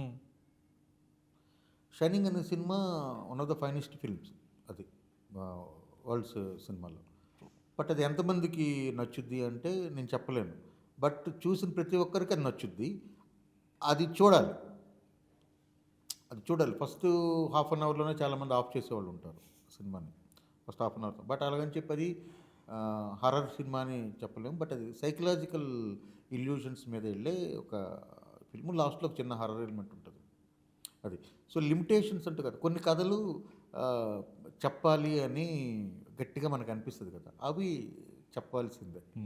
సో, అదే చెప్తుంది కదా, నాకు కూడా ఆశ ఉంటుంది. దానికి కావాల్సింది కదా. ఇప్పుడు నేను ఇంకొక పెద్ద ప్రాజెక్ట్ ఒకటి దాన్ని ఏమంటారు కార్పొరేట్ భాషలో పైప్ లైన్లో ఉందనుకుంటా. ఓకే. సో, పైప్ లైన్లో ఉంది. ఇట్ మేబీ 27లో వెళ్ళొచ్చు. ఓకే. అది మీకు ఒక నార్కోస్ లాంటి వైడర్ ఆడియన్స్. అంటే నాట్ ఓన్లీ ఆంధ్రప్రదేశ్, ప్రపంచం మొత్తం చూసే సినిమా అవుతుంది. అది సినిమా కాదు, ఆ ప్రాజెక్ట్ అవుతుంది. చాలా పెద్ద ప్రాజెక్ట్ అది. వర్క్ అవుతుంది అది. సో రే అది డాక్యూ drama. Okay. Okay. Fiction, non fiction 2 కలిపి కంప్లీట్‌గా అంటే ఇప్పుడు దాకా ఎవరు చేయని ఒక సబ్జెక్టు. అది ఆల్మోస్ట్ అంతా అయిపోయింది. సో, బట్ దానికి చాలా టైం పడతది. సో, రైటింగ్ అంతా అయిపోయింది గానీ, బట్ ఓకే. టైం పడతది. అంటే సెట్ మీదకెళ్ళడానికి టైం పడతది. చాలా పెద్ద సెటప్ అది. అది నడుస్తుంది. బట్ డాక్యుడ్రామా అంటే mostly based on real incidents లేదంటే లైఫ్ ఫుటేజెస్ ఎగ్జాక్ట్‌లీ, అన్ని కూడా యూజ్ ఎగ్జాక్ట్‌లీ, చేస్తారు ఎగ్జాక్ట్‌లీ. కదా. అందుకనే ఆ సబ్జెక్ట్ నేను ఇప్పుడు మీకేం చెప్పలేనని చెప్తున్నాను. అది ఓకే. నేను రివీల్ చేయకూడదు అందుకని. సో, అదుంది. సో, తర్వాత ఇప్పుడు నెక్స్ట్ ఏంటంటే 'బందర్' అని ఒక సబ్జెక్ట్ ఉంది. అది ఒక పెద్ద ఛానల్‌కే చేస్తున్నాను. అది 8 లేదా 9 ఎపిసోడ్లు వస్తది. సో, అది కూడా మీరు పలాస మీరంటున్న సామాజిక సమస్యలు పొలిటికల్‌గా మాట్లాడే సినిమా అవుతది. అట్ ద సేమ్ టైమ్ రా అండ్ రియలిస్టిక్‌గా ఉంటుంది. ఓకే. బట్ ఎందుకని సార్ 'హనీ' అనే టైటిల్ ఏంటి అసలు? హనీ అనేది ఒక క్యారెక్టర్. హనీ చుట్టే సినిమా అంతా నడుస్తది అందుకని. సో 'హనీ' ఎవరనేది హనీ ఎవరన్నదే ఫిబ్రవరిలో తెలుస్తుంది. అంతే. ఆ! హనీ అన్నది ఏమి ఇంటెన్షనల్‌గా ఏదో దానికి హైప్ కోసం పెట్టింది కాదు. సినిమాలో హనీ అనేది ఒక క్యారెక్టర్. హనీ అనే క్యారెక్టర్ మీదే సినిమా అంతా ఉంటుంది. ఓకే. అది central point of the character. Central point of the story హనీని. ఓకే. ఓకే. సో అంటే ఇప్పుడు నవీన్ చంద్ర చేస్తున్నాడు, దివ్య పెళ్ళి వీళ్ళందరూ చేస్తున్నారు. సో దీన్ని మల్టీ లాంగ్వేజ్లో కూడా రిలీజ్ చేసుకున్న scope అవునండి, ఉంది కదా అవునండి. మీకు? హిందీ, తమిళ్, కన్నడ, మలయాళం ఇది కూడా యూనివర్సల్ స్టోరీ. అదే. సో ఆసపోతులు ఇలాంటి అక్రమ మార్గంలో డబ్బులు సంపాదించాలి లేదా ప్రతి చోట పేరు ఉంటుంది. సంపాదించాలి, పవర్ సంపాదించాలనుకుంటే ఇప్పుడు మీకు చాలామంది పొలిటీషియన్స్ నరబళ్ళు ఇచ్చిన సందర్భాలు ఉన్నాయి. ఇవన్నీ తెలుసు కదా మీకు. ఇవన్నీ దేనికంటే పవర్ కోసం. సో అలా ఉండేవాళ్ళు చాలామంది ఉంటారు కాబట్టి ఇది అన్ని లాంగ్వేజెస్కి ఇదవుతుంది, సూట్ అవుతుంది. ఓకే. సరే అయితే ఈ అన్ని లాంగ్వేజ్కి క్యాటర్ చేసే సినిమాలు ఎప్పుడు అయితే అంటే 2 రకాలుగా మనం ఇప్పుడు చూస్తున్న సినిమాలు. ఒకటి కంప్లీట్‌గా ఒక ఆర్గానిక్ స్టోరీ, ఒక రీజనల్ స్టోరీ అంటే ఒక తెలుగు కథనే అందరికీ చెప్తున్నట్టుగా చెప్పడం. లేదు అంటే ఇది మీ వాళ్ళ ఫలానా భాషలో ఇప్పుడు తమిళ భాష ఉన్నప్పుడు దానికి తగ్గట్టుగా రీజనల్ చేంజెస్. మలయాళం ఉన్నప్పుడు మలయాళం తగ్గట్టు రీజనల్. హిందీ ఉన్నప్పుడు హిందీ తగ్గట్టుగా ఆ రీజనాలిటీ ఎలిమెంట్స్ ఏదో కొంచెం అక్కడక్కడ కొంచెం దాన్ని కనెక్టబిలిటీ, రిలేటబిలిటీ ఉండేలా చేయడం. సో 'హనీ' ఏ పద్ధతిని ఫాలో అవుతుంది? హనీ రీజనల్ స్టోరీయే can be told in any language. Okay. అంటే ఇది ఆంధ్రప్రదేశ్లో ఇలాంటిది ఉంది అంటే దీన్ని తమిళనాడులో ఉండేవాడు ఇంకోలాగా దాన్ని ఆపాదించుకుంటాడు, మన ఊర్లో ఇది ఉంది కదా అని. మలయాళం అదే కేరళలో ఉండేవాడు ఇంకోలాగా ఆపాదించుకోవచ్చు. అంటే ఇది ఒక తెలుగు కథలాగా ఇప్పుడు తెలుగు కథ, తెలుగు కథ, అంటే ఇప్పుడు ఫర్ ఎగ్జాంపుల్ జియోగ్రఫికల్ ప్లేస్ ఇవన్నీ కూడా జియోగ్రఫికల్గా తెలుగు కథ. మొత్తం తెలుగు కథ. ఓకే. అది బెస్ట్ థింగ్. ఆ, ఎందుకంటే ఇప్పుడు Pure దాన్ని తీసుకెళ్ళి అక్కడ మళ్ళీ కోడంబాకమనో లేదంటే లేదు అలాగే. తిరునాళ్ళు వెళ్ళి అలాగే. అనేటప్పటికి అందుకని ఇందులో నేనేం చేశానంటే వెరీ ఇంటెన్షనల్గా ఏంటంటే ఇది ఏ ఊరు అనేది ఏం చెప్పలేదు. ఇది ఏ ఊరు అనేది అయితే చెప్పలేదు. ఓకే. బట్ చెప్పపోయినప్పటికీ కూడా ఆ, ఫలానా మన అలవాట్లు సినిమాలో క్యారెక్టర్లు బిహేవ్ చేసే విధానం లేకపోతే క్యారెక్టర్ తాలూకా వస్త్రధారణ దీనంతా బేస్ చేసుకుంటే తెలుగు కదా తెలుగు కథ. ప్యూర్లీ. ఇది ఏ ఊరు అన్నదైతే చెప్పట్లేదు.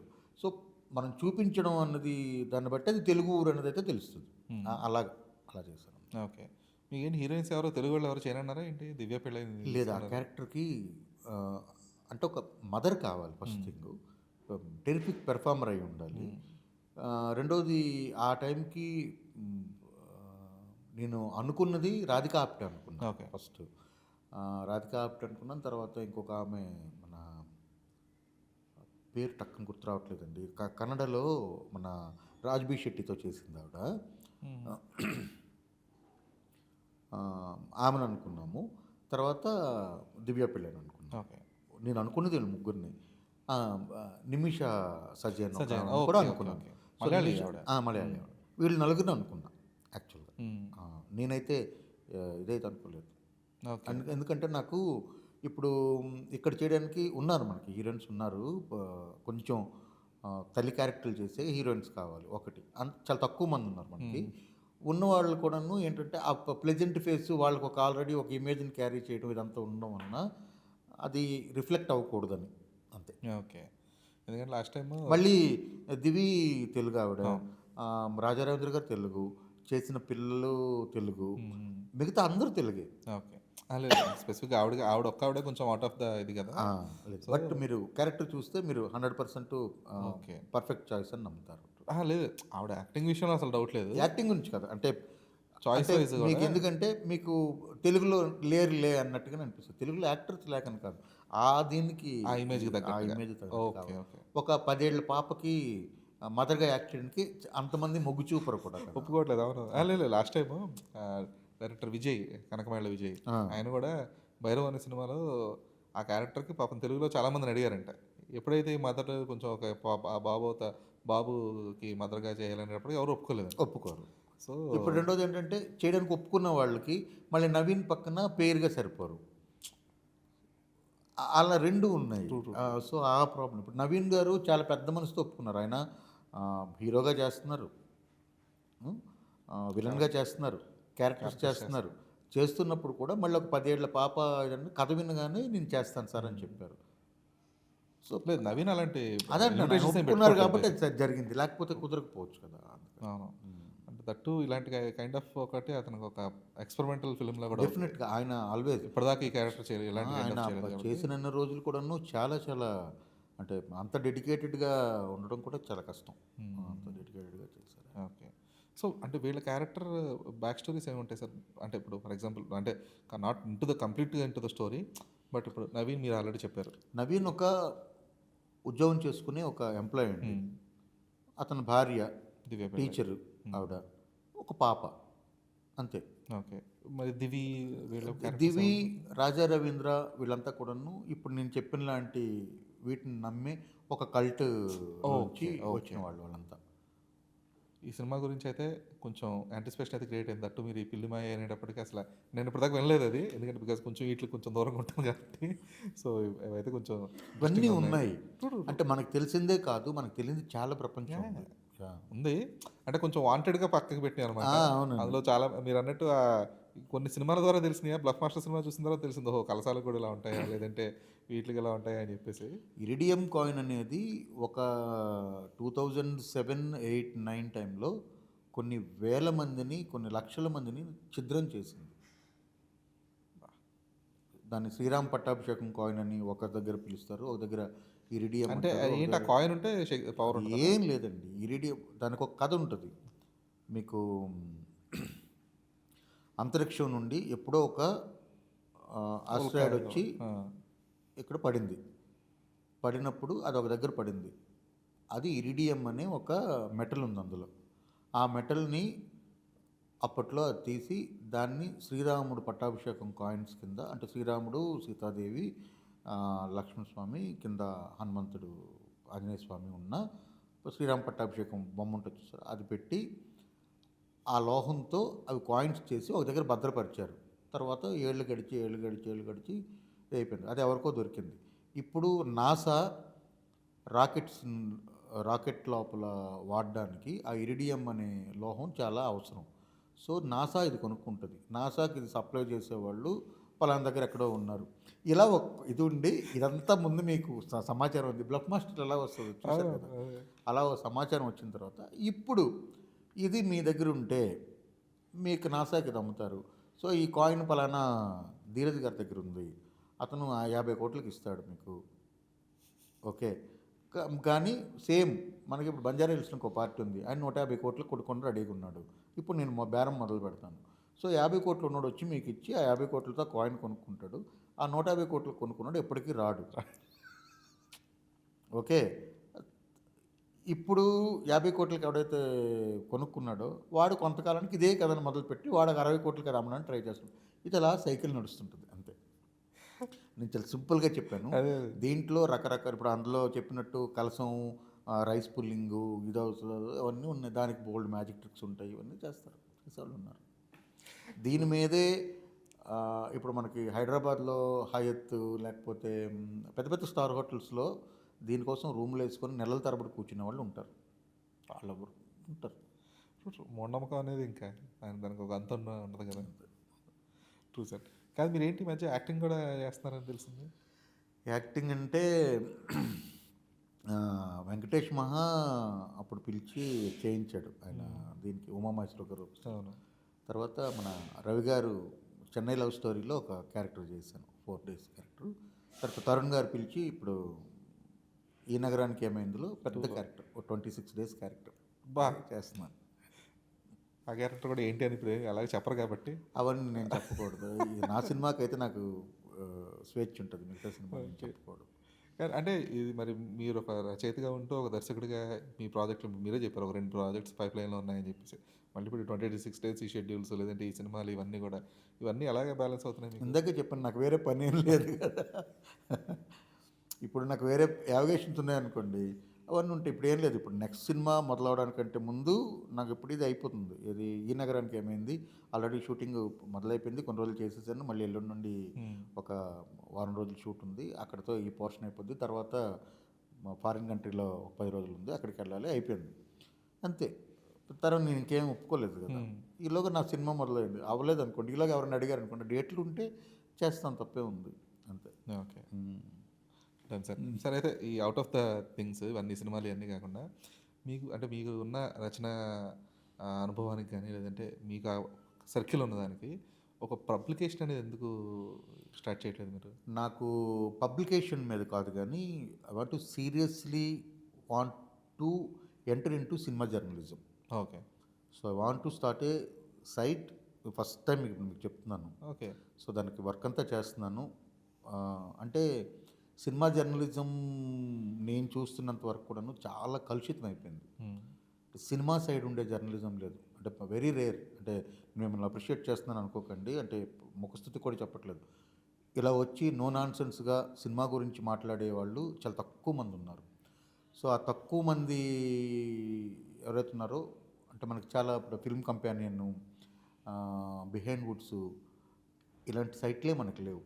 అంటే సినిమా గురించి, సినిమా కోసం, సినిమా ద్వారా అన్న సైట్లు అయితే లేవు ఒకటి ఇన్ఫర్మేటివ్గా. సో వేరే అలాంటి ఒక కంప్లీట్ ఇది చేయాలని అయితే కోరుకుంది. దానికి వర్క్ మొదలు పెట్టాను, బట్ ఎంతవరకు పబ్లికేషన్ అన్నది అవసరం లేదు. ఇప్పుడు మా ఫ్రెండ్స్ వెంకట సిద్ధారెడ్డి, మహి బేజవాడ వాళ్ళంతా కూడా మేమంతా ఒక ఈవినింగ్ పూట కూర్చొని ఆలోచించి చేసింది అది. సో అదంతా సొంత సంస్థలు అవుతుంది. ఇప్పుడు మీకు దగ్గర ఒక పుస్తకం ఉంది, అది బాగుంది అని అంటే నేను ఇమీడియట్గా ఒక ఫోన్తో అది పబ్లిష్ చేయించగలను. మళ్ళీ ఇప్పుడు నాకు సెపరేట్గా పబ్లికేషన్ అవసరం ఉంటుంది. ఓకే. ఒకటి.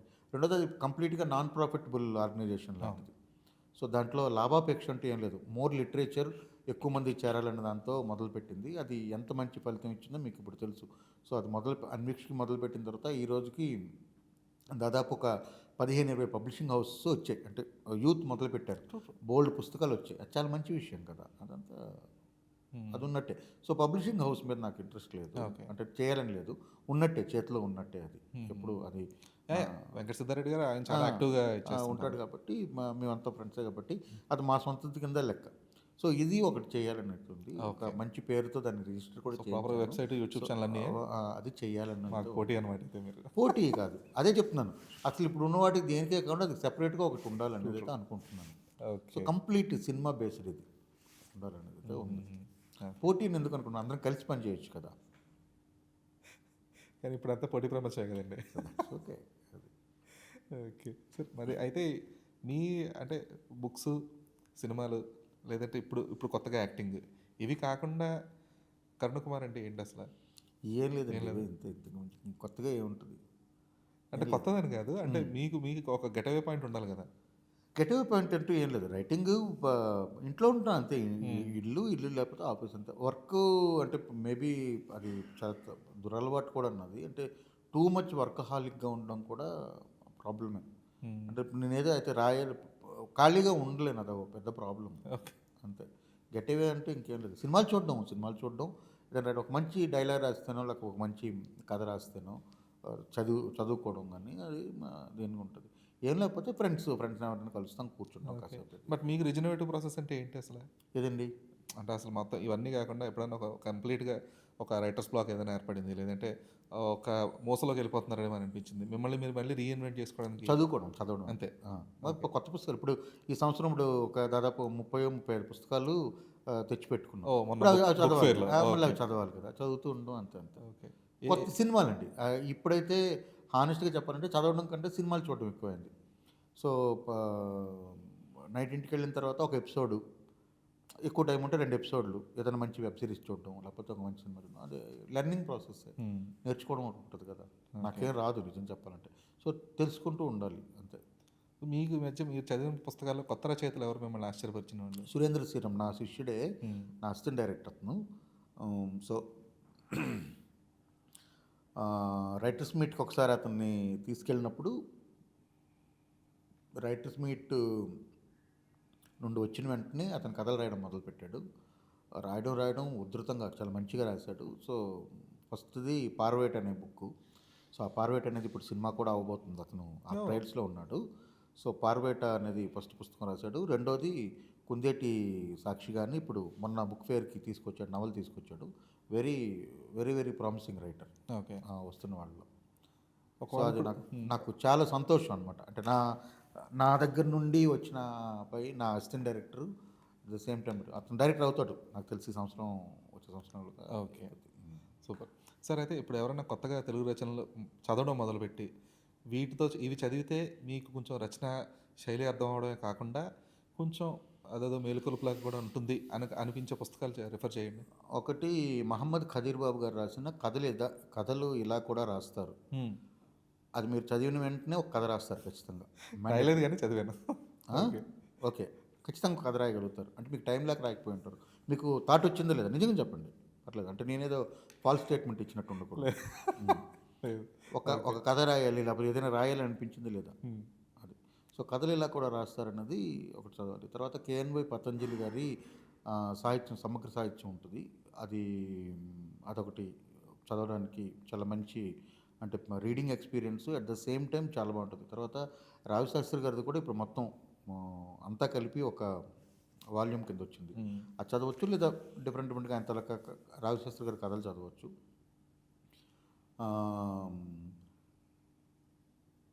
అల్లం శేషగిరిరావు గారి కథలు చదవచ్చు, వేట కథలు ఉంటాయి. వీటితో పాటు పూడూరు రాజిరెడ్డి గారు, తర్వాత వెంకట సిద్ధారెడ్డి కథలు అన్నీ కూడా చదవచ్చు. సినిమా ఒక ఆల్కెమీ అన్నది మళ్ళీ అది వ్యాసాలు ఇవన్నీ ఉంటాయి. బట్ వెంకట రాసిన కథలు ఉన్నాయి కదా, అవి మంచి కథలు రాశారు. ఓకే సార్, మీరు అంటే ఇవన్నీ డైరెక్ట్ అనువాద రచనలుగా చదువుతూ ఉంటారా? సుజాత గారివి నేను తమిళ్ చదువుతాను కాబట్టి తమిళ్ చదువుతాను డైరెక్ట్. ఓకే, తమిళ్ నేను చదువుతాను కాబట్టి జయకాంతను ఇవన్నీ కూడా చదువుతాను. ఓకే, ఎందుకంటే అంతకుముందు కొన్ని ఇరానియన్ కథలు ఇప్పుడు కూడా వస్తున్నాయి. రష్యన్ సాహిత్యం యాక్చువల్గా బాగుంటుంది, కొంచెం తగ్గి ట్రాన్స్లేషన్ లేదు. కుమార్ పూర్ణపురాజు గారని రాజుగారు ఆయన ఉన్నారు మన భీమవరం. ఆయన రష్యన్ సాహిత్యాన్ని మ్యాక్సిమం అనువాదం చేస్తున్నారట. అమ్మ కూడా చేశారు ఆయన, టాల్స్టాయ్ తాలూకా అమ్మ కూడా ఆయన అనువాదం చేసిన ఇది ఉంది. అవన్నీ ఉన్నాయి, పుస్తకాలు ఉన్నాయి. అంటే మధ్య కొంచెం తగ్గినాయి అనిపించింది. మన లాస్ట్ టైం బుక్ ఫేర్లో వచ్చి చూస్తే అంతకుముందు ఎక్కువ ఇరానియన్ బుక్స్ను, ఇంకొకటి రష్యన్ అయితే నేను చూడలేదు. లేదు, రష్యన్ అనువాదాలు విపరీతంగా ఉన్నాయి. ఓకే, చాలా ఉన్నాయి. అంటే నేను లిస్ట్ స్టార్స్లో లేవు కానీ మామూలు ఇరానియన్ రచనలు ఇంతకుముందు చాలా బాగా వచ్చాయి. చిట్టి కథలు అని చెప్పేసి చాలా చిన్న బల వచ్చేవి.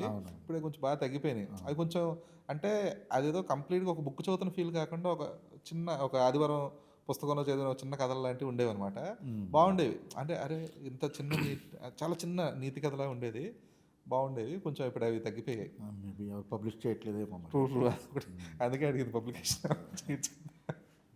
పబ్లికేషన్ అనేది చాలా చిత్తశుద్ధితో చేయాలి, చాలా డెడికేషన్ ఉండాలి, అంత టైం పెట్టాలి. అది చేయలేం. Okay, super sir. So honey releasing on February 6. So February 6th release అవుతుంది కాబట్టి looking forward for the film. But దానికంటే కూడా అంటే మీరు ఇలాంటి కైండ్ ఆఫ్ జానర్ సినిమాలో మీరు తీయాలని నేను రెస్ట్రిక్ట్ చేయట్లేదు. కాకపోతే ఇలాంటి సినిమా జానర్ మీరు తీయగలరు కదా అని ఒక ఖచ్చితంగా కాబట్టి నేను చేసే సినిమాలు ఏవైనా సరే 100%. ఇంకా అంటే ప్రయోగాత్మక చిత్రాలు అన్ని పక్కన పెడితే, అంటే ఇది చేయాల్సి వచ్చింది, చేశాను, అది ఓకే. బట్ నెక్స్ట్ ప్రాజెక్ట్స్ అన్నీ కూడాను నా తరహా సినిమాలే ఉంటాయి. డెఫినెట్గా ఆ మార్క్ అయితే ఉంటుంది. చిన్నపాటి సామాజిక స్పృహ ఖచ్చితంగా. సామాజిక స్పృహతో పాటు మంచి కథ, మంచి మ్యూజిక్, ఒక కొత్త ప్రపంచం, కొత్త లొకేషన్స్, కొత్త మనుషులతో చెప్దామని ఉంది. Super sir, looking forward. Thank you so much for your time. Thank you so much.